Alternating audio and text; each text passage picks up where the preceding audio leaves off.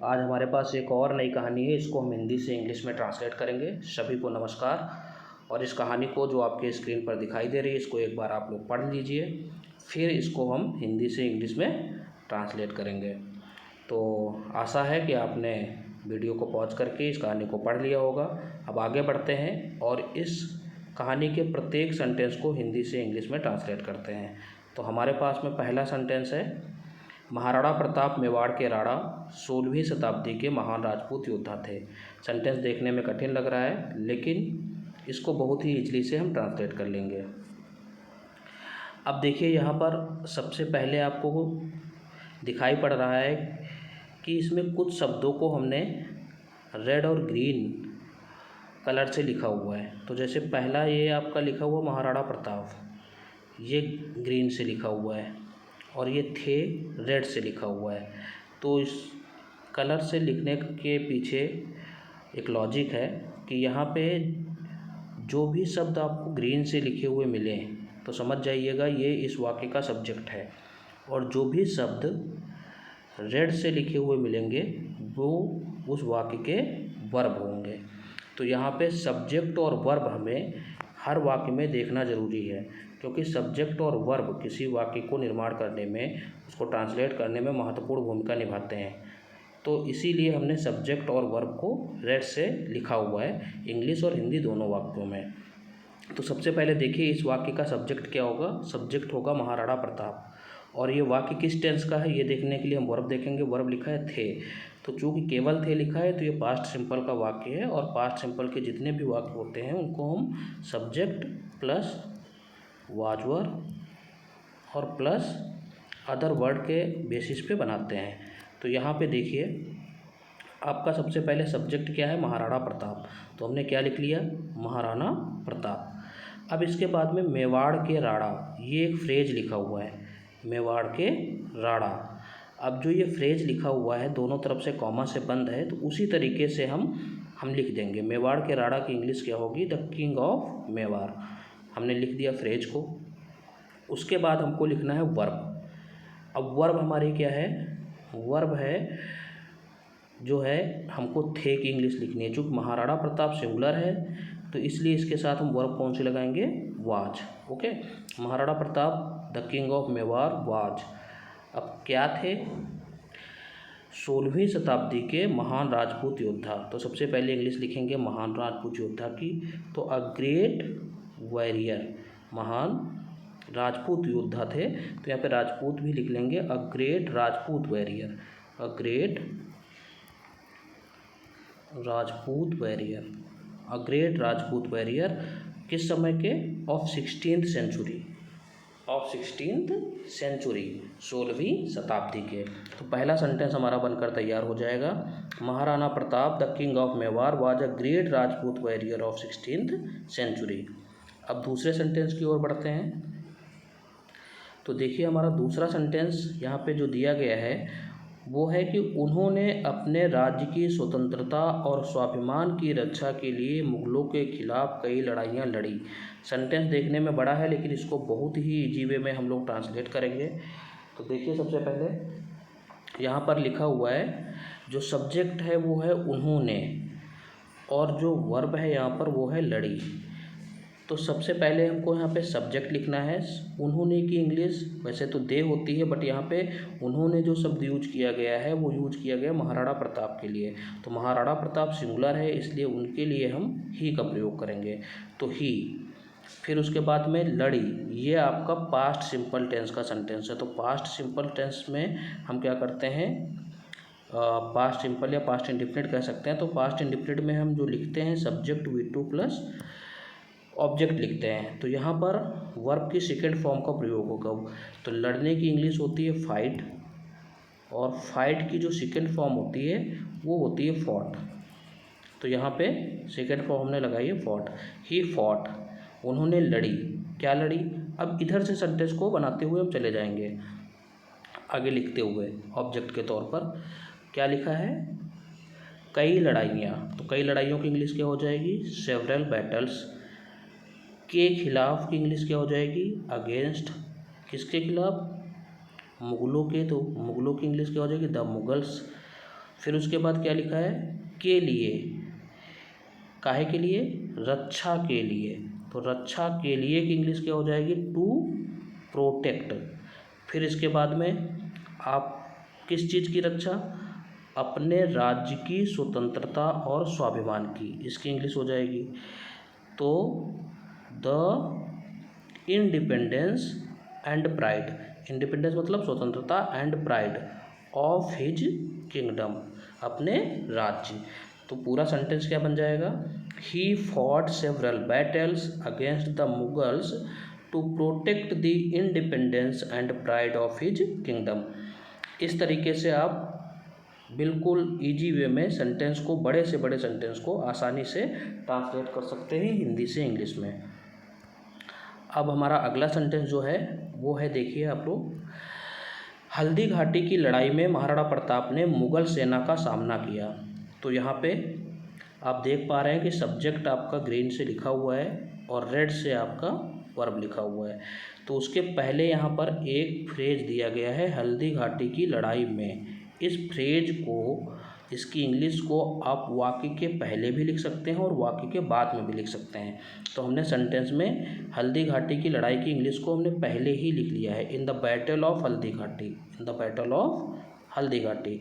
आप चाहो तो इसको आप वाक्य के बाद में यहाँ पर भी लिख सकते हो, आप महाराणा प्रताप से सेंटेंस को शुरू कर सकते हो, लेकिन हमने वाक्य के पहले लिखा है तो वाक्य के पहले लिखते वक्त आपको यहाँ पे कॉमा लगाना पड़ेगा, जैसा कि यहाँ पे लगाया गया है। तो in the battle of the Haldi Ghati, अब सेंटेंस बनेगा हमारा, महाराणा प्रताप ने मुगल सेना का सामना किया। सामना किया ये भी आपका पास्ट इंडेफिनिट है, तो यहाँ पर भी सेकेंड फॉर्म लगेगी। तो महाराणा प्रताप फेस्ड, सामना करने की इंग्लिश होती फेस, सेकेंड फॉर्म हो जाएगी फेस्ड। महाराणा प्रताप फेस्ड किसका सामना किया, मुगल सेना का, द मुगल आर्मी। तो पूरा सेंटेंस हो जाएगा, in the battle of Haldi Ghati Maharana Pratap faced the Mughal army. अगला सेंटेंस देखते हैं। अगला सेंटेंस हमारे पास में है, इस लड़ाई में चेतक ने अपनी वीरता और वफादारी का अद्वितीय उदाहरण प्रस्तुत किया।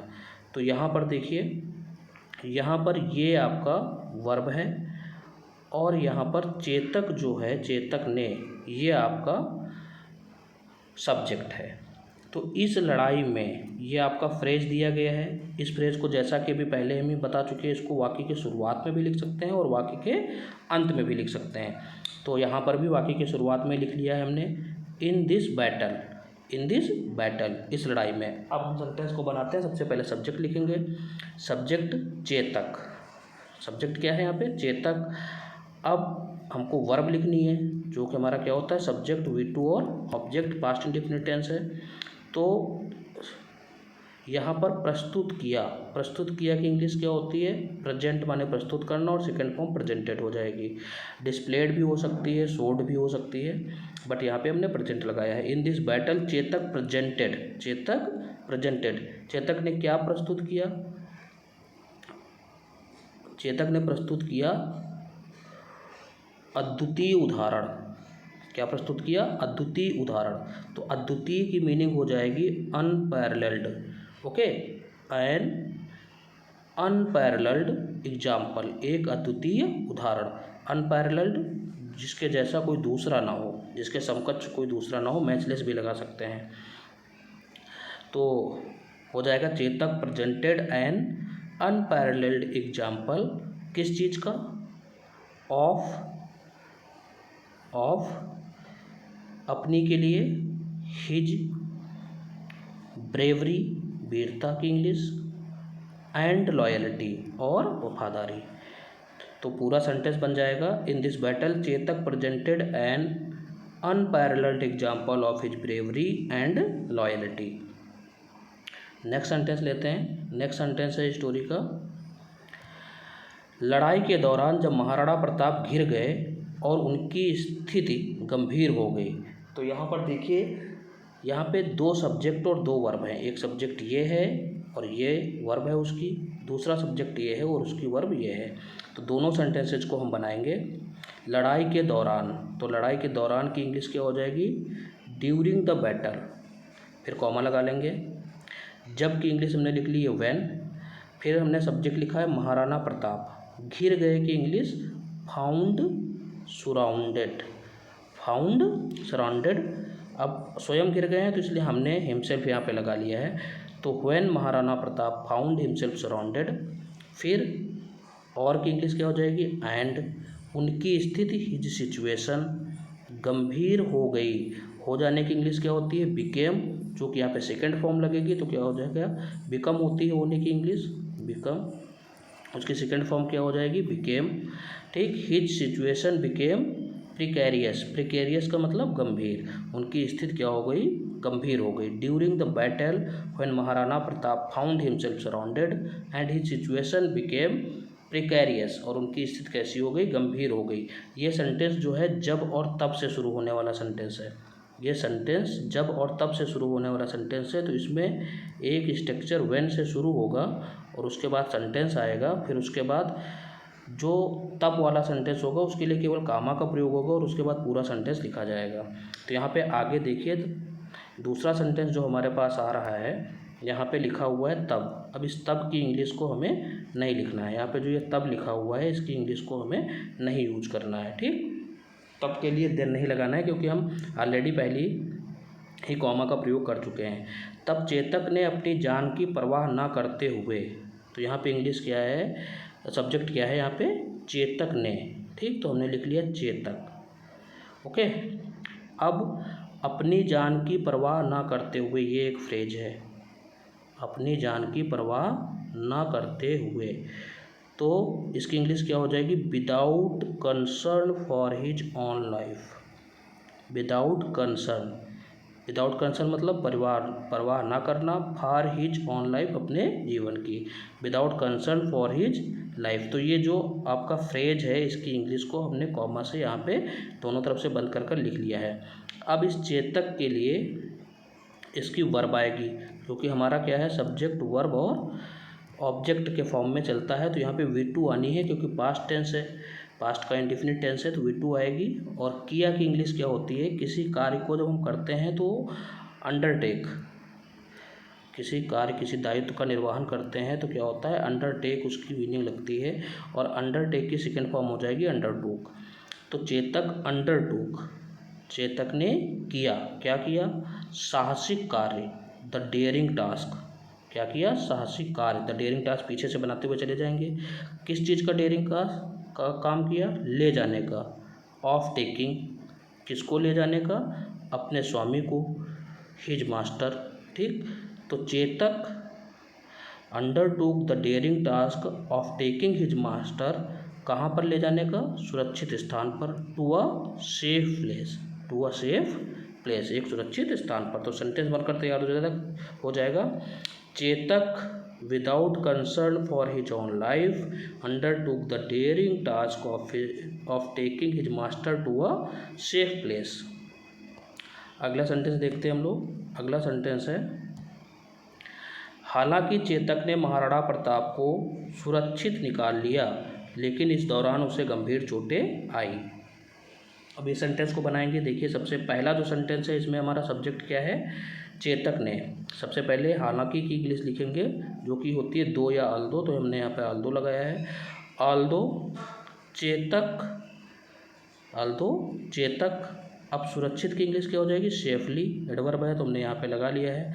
अल्दो चेतक सेफली एक्सट्रिकेटेड, तो एक्सट्रिकेटेड का मतलब होता है कहीं पर कोई फंसा हो वहाँ से उसको निकालना, ठीक, बचा कर निकालना। तो although Chetak safely extricated Maharana Pratap, Maharana Pratap को सुरक्षित क्या कर लिया, निकाल लिया। निकालने की इंग्लिश यहाँ पे एक्सट्रिकेटेड सेकेंड फॉर्म लगी हुई है। लेकिन इस दौरान उसे गंभीर चोटें आई। अब देखिए यहाँ पर कॉमा केवल लगाया गया है, लेकिन की इंग्लिश यहाँ पे नहीं लिखी जाएगी। जो सेंटेंस दो या अल्दो से शुरू होते हैं उनके साथ में लेकिन शब्द हिंदी वाक्यों में आता है, लेकिन बट वहाँ पर लगाया नहीं जाता है, बट का यूज नहीं करते हैं। तो यहाँ पे हमने बट का यूज नहीं किया है, ठीक। लेकिन की कोई इंग्लिश नहीं लिखनी है, केवल कॉमा लगाना है और आगे बढ़ जाना है। यहाँ पे सब्जेक्ट क्या है, उसे, ही आई, सस्टेंड, आने की मतलब चोट आई है तो उसकी इंग्लिश क्या हो जाएगी, sustained. He sustained, sustained second form होती है, सस्टेंड सेकेंड फॉर्म होती है सस्टेन की। He sustained severe energies, severe का मतलब गंभीर, ही सस्टेंड गंभीर चोटें, severe injuries, he sustained severe injuries in the process. In the process का मतलब हो जाएगा इस दौरान। इस दौरान की मीनिंग क्या है? इन दी प्रोसेस, इस दौरान। तो although Chetak safely extricated Maharana Pratap, he sustained severe injuries in the process. ये हमारा सेंटेंस बनकर तैयार हो गया। अब अगला सेंटेंस हम लोग देखते हैं। अगला सेंटेंस हमारे सामने है, एक प्रसिद्ध कथा के अनुसार चेतक ने एक नाले को पार करते समय अपनी अंतिम सांसें ली। तो एक प्रसिद्ध कथा के अनुसार, ये जो फ्रेज है इसको सबसे पहले हम इसकी इंग्लिश लिखेंगे। के अनुसार की इंग्लिश होती है अकॉर्डिंग टू। एक प्रसिद्ध कथा, a well known story. According to a well known story. अब कॉमा लगा देंगे, उसके बाद सब्जेक्ट क्या है यहाँ पर? चेतक ने। तो चेतक, ली का मतलब टेक, सांस लेने का मतलब टेक ब्रीथ होता है, ठीक। तो यहाँ पे टेक की सेकंड फॉर्म क्या हो जाएगी? टूक। तो चेतक टूक हिज लास्ट ब्रीथ्स। चेतक ने अपनी अंतिम सांसें ली। वाइल यहाँ पर लगाया गया है एक नाले को पार करते समय। जब दो कार्य एक ही साथ होते हैं तो यहाँ पर वाइल का प्रयोग करते हैं। वाइल क्रॉसिंग अ स्ट्रीम, एक नाले को पार करते समय, वाइल क्रॉसिंग अ स्ट्रीम। अब आगे देखिए, चेतक की बहादुरी और वफादारी को आज भी सम्मान और गर्व के साथ याद किया जाता है। तो यहाँ पे सब्जेक्ट बहुत बड़ा है। चेतक की बहादुरी और वफादारी, ये यहाँ पे सब्जेक्ट है। तो चेतक्स ब्रेवरी एंड लॉयल्टी, ठीक, याद किया जाता है, ये वर्ब है। अब वर्ब हम जब देख रहे हैं तो हम ये देख पा रहे हैं कि किया जाता है लिखा है यहाँ पे, तो ये पैसिव में सेंटेंस दिया गया है। और ये पैसिव किसका है? प्रेजेंट इंडिफिनिट का पैसिव, ठीक, प्रेजेंट इंडिफिनिट का पैसिव है ये। और प्रेजेंट इंडिफिनिट का जो पैसिव होता है उसको बनाने का जो स्ट्रक्चर होता है वो सब्जेक्ट लिखते हैं, फिर हम इज, एम, आर में से कोई वर्ब लिखते हैं अकॉर्डिंग टू द सब्जेक्ट, और फिर उसके बाद में वर्ब की थर्ड फॉर्म का प्रयोग करते हैं, फिर जो भी सेंटेंस होता है उसको आगे लिखते हैं। तो यहाँ पे जो कि सब्जेक्ट क्या है? Chetaks bravery and loyalty. तो यहाँ पे सब्जेक्ट प्लूरल है, ब्रेवरी और लॉयल्टी दो चीज़ें आ गई हैं। तो यहाँ पर क्या हो जाएगा? हमने आर का प्रयोग किया है, ठीक। Chetak's bravery and loyalty, Chetak's bravery and loyalty are, ठीक, इवन टुडे का मतलब आज भी, रिमेंबर्ड, आर रिमेंबर्ड याद किया जाता है, आर रिमेंबर्ड। बीच में हमने इवन टुडे लगा लिया है, प्लेस किया है हमने इस एडवर्ब को विद रिस्पेक्ट एंड प्राइड, सम्मान और गर्व के साथ। तो Chetak's bravery and loyalty are even today remembered with respect and pride. यहाँ पे वफादारी की इंग्लिश है लॉयल्टी, और ब्रेवरी का मतलब बहादुरी। अब अगला सेंटेंस हम लोग देखते हैं। अगला सेंटेंस जो कि अंतिम सेंटेंस है इस स्टोरी का, इसको हम लोग देखते हैं। राजस्थान और भारत के कई हिस्सों में उसकी स्मृति में कई स्मारक स्थापित किए गए हैं। अब सबसे पहले यहाँ पर देखिए, कई स्मारक, ये सब्जेक्ट है यहाँ पर, और स्थापित किए गए हैं। स्मारकों ने कोई कार्य नहीं किया है, बल्कि ये पैसिव सब्जेक्ट की तरह काम करेगा। तो ये सेंटेंस जो है पैसिव वाइज में दिया गया है, किए गए हैं, और किए गए हैं यानी ये परफेक्ट का पैसिव है, ठीक, प्रेजेंट परफेक्ट का पैसिव है। तो प्रेजेंट परफेक्ट के पैसिव को बनाने का जो रूल होता है वो सब्जेक्ट प्लस हैज या हैव में से कोई एक वर्ब यूज करते हैं सब्जेक्ट के अनुसार, और प्लस बीन लिखते हैं, फिर V3 लिखते हैं, फिर आगे जो भी सेंटेंस होता है वो लिखते हैं। तो सब्जेक्ट इसमें क्या है? मेनी मोनूमेंट्स प्लूरल है, तो हम क्या लगाएंगे? हैव बीन लगाएंगे यहाँ पर। तो मेनी मोनूमेंट्स हैव बीन। अब यहाँ पर स्थापित करने की क्या होती है? Erected. Many monuments have been erected, third form erect की हो जाएगी। इन हिज मेमोरी उसकी स्मृति में, इन हिज मेमोरी उसकी स्मृति में, कहाँ? In Rajasthan and other parts of India, और भारत के कई हिस्सों में या अन्य हिस्सों में। अदर की जगह पे, कई की जगह पे आप सेवरल भी लगा सकते हो, सेवरल पार्ट्स ऑफ इंडिया, दोनों वर्ड सही हैं। Many monuments have been erected in his memory in Rajasthan and other parts of India. तो ये हमारा सेंटेंस बनकर तैयार हो गया। आशा है इस तरीके से आप किसी भी जटिल से जटिल सेंटेंस को आसानी से बना पाएंगे यदि आप उसके सब्जेक्ट और वर्ब को, उसके टेंस को पहचान कर आसानी से किसी भी वाक्य को बना सकते हैं। और यदि आपको ये स्टोरी पसंद आई है तो वीडियो को लाइक, शेयर और सब्सक्राइब करें। इसी तरीके की अन्य कहानियाँ आपको आगे मिलती रहेंगी। Thank you for watching.